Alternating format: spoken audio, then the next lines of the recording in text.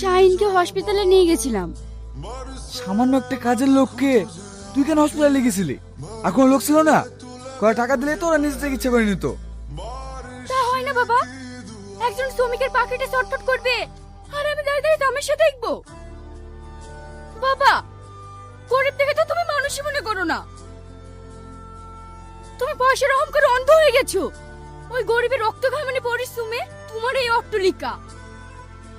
বাবা, তুমি অন্য কিছু ভাবো আর না ভাবো, অন্তত ওই শ্রমিকদের কথা ভেবো।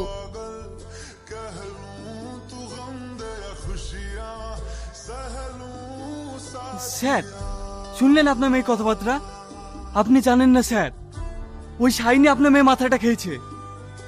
এসব কি বলছো তুমি? নিজের কাজটা ঠিক মতো করো। ঠিক আছে স্যার, আমি ভাটায় গেলাম।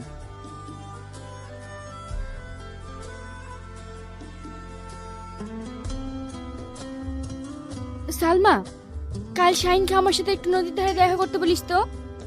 কেন রে? জানিস, আমি শাহিনকে মনে মনে অনেক ভালোবেসে ফেলেছি। বারবার শুধু ওর কথাই মনে পড়ছে।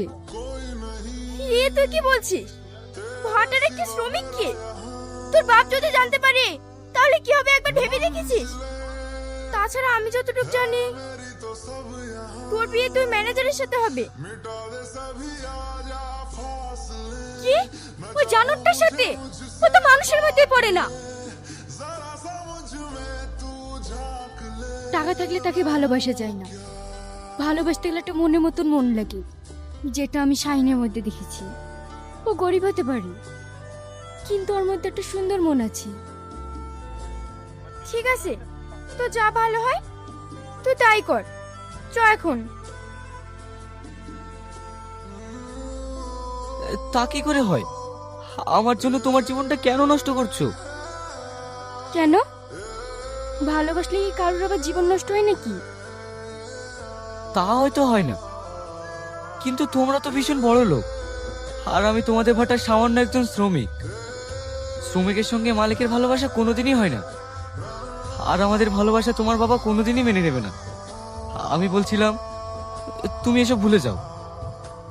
ভুলে যাও বললে কি সবকিছু ভুলে যাওয়া যায়? আমি তোমাকে কোনোদিনও ভুলবো না।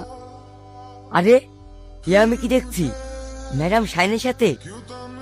বিষয়টা তো এক্ষুনি ম্যানেজারকে জানানো দরকার। কেন তুমি পাগলামো করছো? শাহিন, তুমি কেন বুঝতে পারছো না?